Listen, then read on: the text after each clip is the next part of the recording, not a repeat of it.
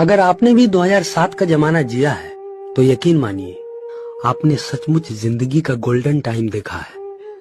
वो दौर जब हमारी जेब में महंगे स्मार्टफोन नहीं होते थे, लेकिन दिल में मोहब्बत और रिश्तों की गर्माहट बहुत होती थी।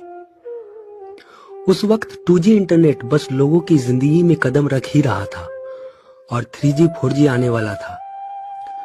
मगर सच कहे तो उस जमाने का सबसे बड़ा नेटवर्क इंसान और इंसान के बीच का रिश्ता था।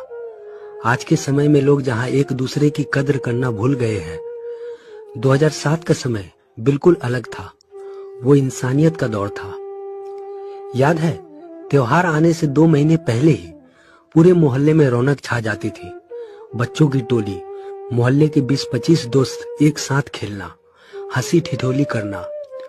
उसमें ना जात पात थी, ना धर्म का फर्क, बस दोस्ती थी, अपनापन था।